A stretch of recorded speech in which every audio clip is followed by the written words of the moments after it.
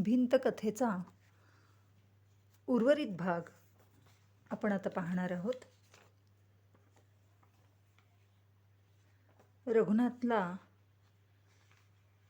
वाटू लागलं की आपली पत्नी थोडीशी वेडसर झालेली आहे आणि म्हणून ती अशी वागते आहे. आपण तिची एवढी सेवा करतो, आपण तिच्यावर एवढं प्रेम करतो, तरी देखील तिला कशाचीच काही किंमत नाही. काय करावं म्हणजे ती पुन्हा हसू खेळू लागेल? काय करावं म्हणजे तिला आपलं तिच्यावरचं प्रेम समजेल? असा सतत विचार रघुनाथ करत राहतो. त्याला एकदम आठवतं की काल संध्याकाळी तो जेव्हा उशिरा घरी परत आला तेव्हा जानकीजवळ एक बाई येऊन बसली होती. तिची विचारपूस करायला, तिचा समाचार घ्यायला. पूर्वी कधी रघुनाथनं तिला पाहिलेलं नसतं. एक गोरी गुबगुबीत, ओठ रंगवलेली, केस कुरळे केलेली बाई जानकीच्या समाचाराला आली होती. इंग्रजी शाळेत ती आणि जानकी 4-5 वर्ष एका वर्गात होत्या. तेव्हा पहिल्या नंबरसाठी नेहमी तिघींची शर्यत चालायची. जानकी ही सुमन आणि मधू मराठे. तर जानकीला 2 अगदी जवळच्या मैत्रिणी होत्या आणि त्यांची नावं म्हणजे सुमन आणि मधू मराठे. तर त्यातली ही सुमन आज जानकीला भेटायला आली होती. जानकीच्या आजाराचं तिला कळलं म्हणून ती तिला भेटायला आली होती.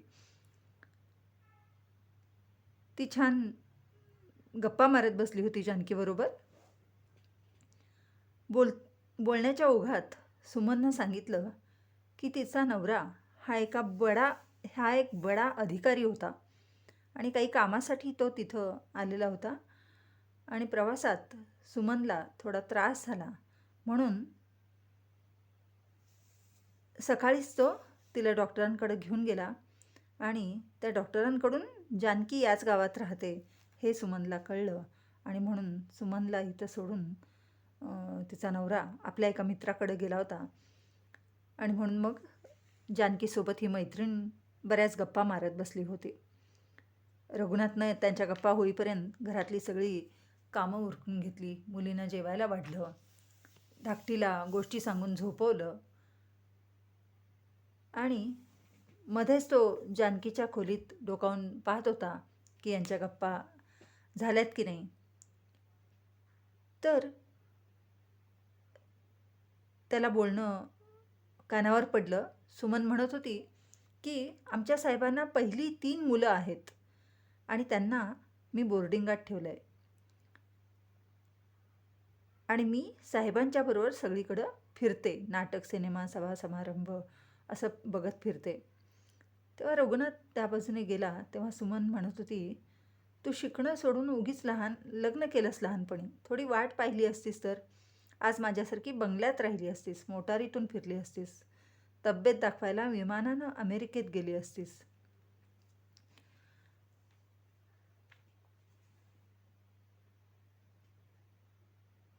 रघुनाथाला हे सगळं आठवतं.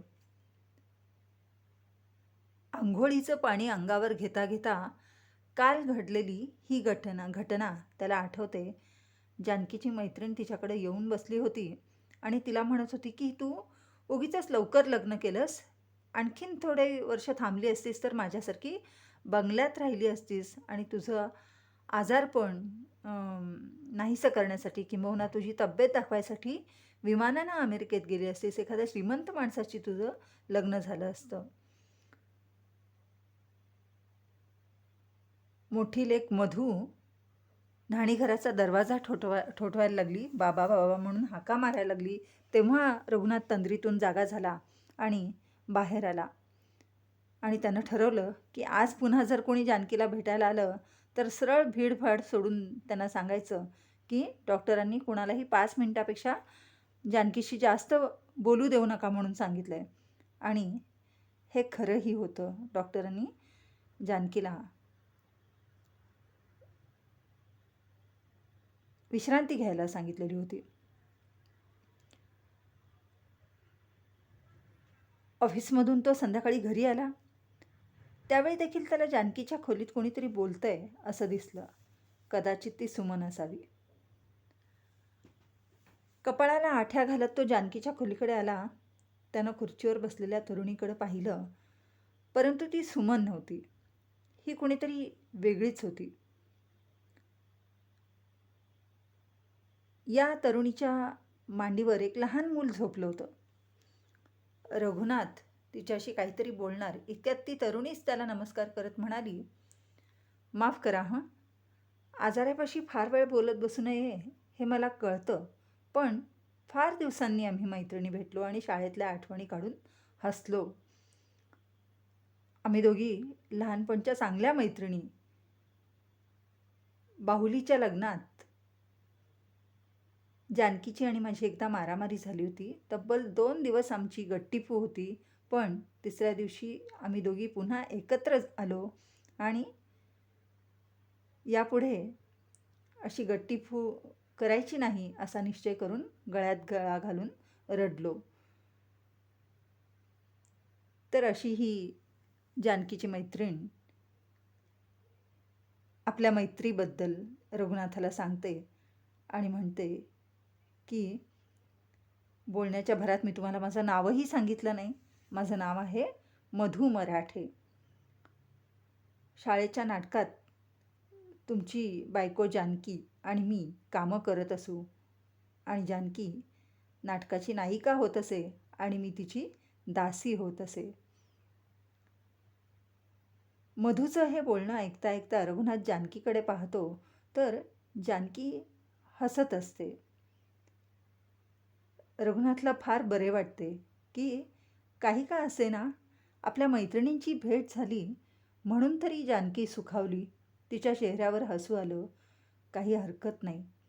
इथून पुढे जानकी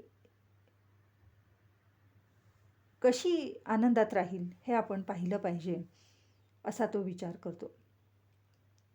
पण पुन्हा त्याला वाटतं की नको, जास्त कोणाला जानकीसोबत बोलू देता कामा नये किंवा फार वेळ जानकीसोबत कोणाला बसू देता कामा नये.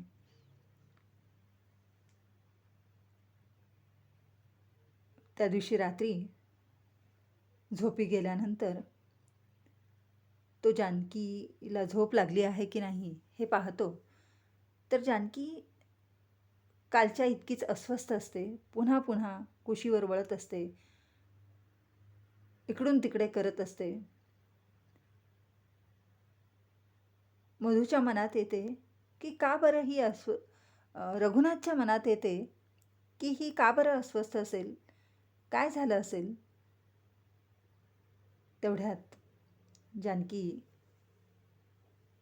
त्याला विचारते, जागं असायचंय म्हणजे तुम्ही जागे आहात का? रघुनाथ उठतो आणि विचारतो, काय झालं, वारा घालू का? नको. माठातलं गार पाणी आणून देऊ का? नको. काहीच नको. मग काय हवंय तुला? असं विचारल्यानंतर जानकी म्हणते की माझं एक मागणं आहे तुमच्याकडे. मला तुम्ही तुमच्या जवळ घ्या. असं म्हणत ती त्याच्या मांडीवर आपलं डोकं ठेवते आणि म्हणते की आता मला खरंच खूप बरं वाटलं. तू दूर असलास की माझ्या मनात भलभलत्या कल्पना येतात. वाटतं की मी कुठल्या तरी तुरुंगात आहे आणि तुम्ही भिंतीच्या बाहेर उभं राहून मला हाका मारताय. मी ओ देत असले तरी तुम्हाला काही ऐकू येत नाही. मी इथं नाही असं समजून तुम्ही खूप दूर दूर चालला आहात. मी या तुरुंगात एकटीच खितपत पडणार. डोकं आपटून सुद्धा ही भिंत काही फुटणार नाही. बोलता बोलता जानकीचा गळा दाटून येतो. रघुनाथाचा हात आपल्या दोन्ही हातांनी घट्ट धरून ती म्हणते, असं काही वाटलं तर मला तुमच्या मांडीवर डोकं ठेवून पडता येतं, तुमच्या कुशीत शिरून झोपता येतं. मधू माझ्यासारखी आजारी पडली तर काय करेल बापडी? म्हणजे तिचं लग्न झालंय ना? तर जानकी रघुनाथला सांगते की मला आता बरं नाही आहे आणि तुझ्या मांडीवर डोकं ठेवून झोपावंसं वाटतंय, तर तू माझ्या जवळ आहेस. तेव्हा आपला माणूस आपल्या जवळ असणं ही भावनाच फार आनंदाची आहे. मधूचं मात्र असं नाही. ती जर आजारी पडली तर काय करेल? रघुनाथला मोठं आश्चर्य वाटतं. तो म्हणतो, अगं तिचं लग्न झालंय ना पण? होय, झालंय. ती भरपूर शिकली, उशिरा लग्न केलं, प्रेमविवाह केला. पण पण दुर्दैवानं मोड घेताना खोटा रुपया हाती यावा तशी तिची परिस्थिती झाली आहे. कारण तिच्या नवऱ्याला शर्यतीचा नाद आहे आणि त्या नादामुळे घोड्यांची शर्यत, रेस त्याचा नाद आहे आणि त्या नादामुळे त्याची नोकरी गेली. घर चालवण्यासाठी ही मास्तरीण झाली. पण त्याच्या उलाढाली काही थांबत नाहीत आणि आता 6 महिने झाले तो कुठं बेपत्ता झालाय तेही ठाऊक नाही. बोलता बोलता जानकीचे हात कापू लागले. क्षणभर थांबून ती म्हणाली, खरंच मी किती सुखी आहे नाही? रघुनाथला वाटलं आपण स्वप्नात तर नाही ना? तेव्हा या कथेचा सारांश हा की जानकी आपल्याला मुलगा झाला नाही म्हणून कुढत असते, अतृप्त असते. परंतु जेव्हा तिच्या 2 मैत्रिणी येऊन तिला भेटून जातात, त्यावेळेला तिला कळतं की त्यांच्या मानानं आपण किती सुखी आहोत. एक मैत्रीण खूप श्रीमंत आहे, तिच्याकडं खूप पैसा अडका आहे, परंतु तिचं लग्न दुसरेपणावर झालेलं आहे आणि आपल्या नवऱ्याच्या पहिल्या पत्नीपासून झालेल्या मुलांना तिनं बोर्डिंगमध्ये ठेवलेलं आहे. त्यामुळे तिला मुलाबाळांचं सुख नाही. आणि ही जी दुसरी मैत्रीण आहे, तिचं लग्न झालेलं आहे, तिला एक मुलगा आहे, पण तिचा नवरा तिच्यापासून दुरावला आहे. आपल्याला मुलंही आहेत, आपला नवराही आहे आणि सगळे आपली किती काळजी करतात हे तिला कळून चुकतं आणि ती म्हणू लागते की मी किती सुखी आहे. रघुनाथला वाटायला लागतं की आपण स्वप्नात तर नाही ना? जानकी म्हणत होती, मला जगायचं आहे, खूप खूप जगायचं आहे, तुमच्यासाठी, मुलांसाठी.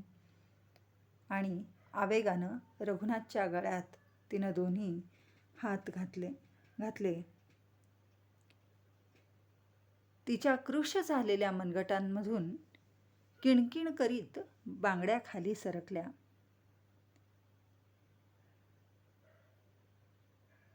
त्या बांगड्यांकडे तो पाहत असतानाच ती झटकन उठली आणि त्याच्या ओठांवर तिनं आपले ओठ ठेवले. तर अशी ही जानकी आपल्याजवळ सगळं असूनही आपण काही नाही असं मानतो आहोत आणि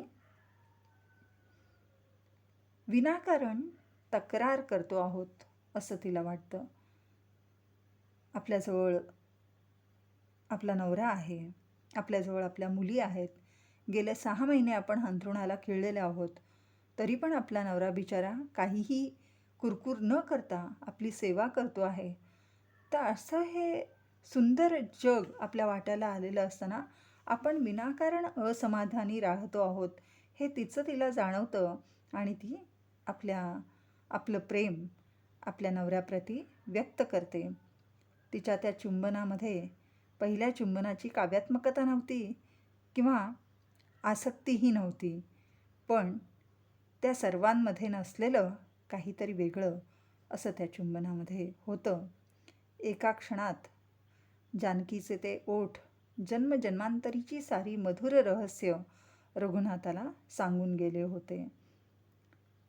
जानकीनं सावकाश आपल्या बाहूंचा विळखा सैल केला आणि तिच्या बांगड्या पुन्हा किणकिणल्या. रघुनाथाला वाटलं की आपल्या आणि जानकीच्या मध्ये असलेली ती काचेची भिंत आज फुटलेली आहे. आणि त्या काचेच्या तुकड्यांचाच हा आवाज आपल्याला ऐकू येतो आहे. तेव्हा या कथेचं तात्पर्य असं की मनुष्य आपल्याजवळ जे आहे त्याकडे पाहत नाही आणि जे नाही त्याकडे पाहून त्याच्या मागे धावत असतो, अतृप्त राहतो, असमाधानी राहतो. जानकी हे असं सारं काही असूनही असमाधानी असणाऱ्या लोकांचं प्रतीक आहे. एक साधी सामान्य कथा, पण त्यातून एक मोठा विचार लेखक आपल्याला इथे देऊन जातो. इथे ही कथा संपूर्ण होते. पुढच्या वेळेस आपण पुढची कथा पाहू. धन्यवाद.